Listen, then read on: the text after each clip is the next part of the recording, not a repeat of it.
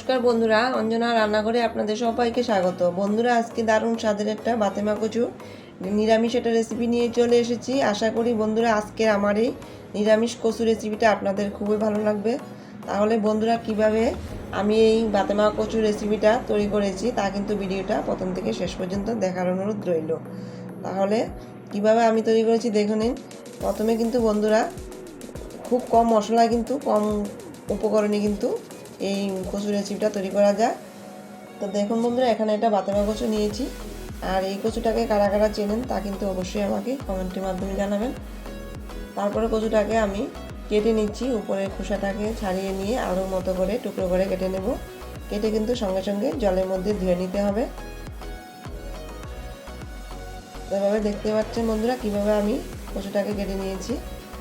এখন ভালো করে ধুয়ে নিয়ে আমি কড়াইতে পরিমাণ মতো জল দিয়ে এখন কচুগুলিকে দিয়ে সামান্য পরিমাণ একটু লবণ দিয়ে সেদ্ধ করে নিব। মানে এটাকে একটু হাফ সেদ্ধ করব, বেশি সেদ্ধ করব না। হাফ সেদ্ধ করে কিন্তু কচুটাকে নামিয়ে নিতে হবে, না হলে বেশি সেদ্ধ করলে দেখা যাবে কচু গলে একদম ডালের মতো হয়ে যাবে। তার জন্য কিন্তু হাফ হয়ে সেদ্ধ করতে হবে। দেখুন বন্ধু, কচু কিন্তু সেদ্ধ হয়ে গিয়েছে। এখন আমি কড়াই থেকে নামিয়ে নেব। ততক্ষণে কচুর তরকারির জন্য একটা মশলা তৈরি করব। খুব কম মশলায় কিন্তু দিয়ে আমি রান্নাটা করব। এখানে 5-6টা কাঁচা লঙ্কা দিয়েছি, 1 চামচ জিরে গুঁড়ো, 1 চামচ ধনে গুঁড়ো, হাফ চামচ লঙ্কা গুঁড়ো দিয়ে সামান্য পরিমাণে একটু জল দিয়ে এখন এটাকে একটা মিহি পেস্ট তৈরি করে নেব। তারপরে কড়াইতে পরিমাণ মতো তেল দিয়ে কচুগুলিকে দিয়ে একটু ভেজে নিতে হবে। লবণ আর হলুদ দিয়ে কচুটাকে ভালোভাবে ভাজবো। আলু যেভাবে আমরা ভাজি সেই মতো কিন্তু কচুটাকে এইভাবে ভেজে নিতে হবে। তো এইভাবে বন্ধুরা অবশ্যই একবার বাড়িতে আপনারা যারা যারা চেনেন এই কচুর তরকারিটা রান্না করে খেয়ে দেখবেন। আশা করি কিন্তু আপনাদের অনেক বেশি ভালো লাগবে। তো বন্ধুরা, আমার কচুটা ভাজা হয়ে গিয়েছে। এখন আমি একটা বাটিতে তুলে নিচ্ছি। তারপরে একই কড়াইয়ে আমি পরিমাণ মতো তেল দিয়েছি, দিয়ে তেলটাকে গরম করে হাফ চামচ আস্ত জিরে ফোড়নে দিয়েছি। তারপর মশলাটাকে দিয়ে দিচ্ছি, দিয়ে একটু সামান্য পরিমাণে একটু হলুদ গুঁড়ো দিয়ে দেব, দিয়ে ভালো করে কিন্তু মশলাটাকে কষিয়ে নিতে হবে।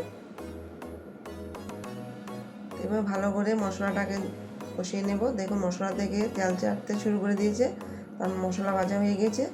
এখন কিন্তু কচুটাকে দিয়ে আর একটু নাড়াচাড়া করে মশলার সাথে ভালো করে কষিয়ে নিয়েছি।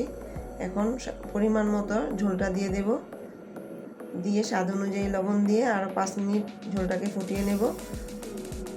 ততক্ষণে কিন্তু কচু ভালো সুন্দর মতো সেদ্ধটা হয়ে যাবে। তারপর স্বাদ অনুযায়ী একটু চিনি দিয়েছি। চিনিটা আপনারা দিতে পারেন, নাও দিতে পারেন। যেহেতু নিরামিষ তার জন্য আমি চিনি দিয়েছি। এখানে আমি দিয়েছি ধনেপাতা কুচি, দিয়ে 3টা লঙ্কা দিয়ে আর 2 মিনিটের মতো ফুটিয়ে নিয়ে আমি তরকারিটাকে নামিয়ে নেব।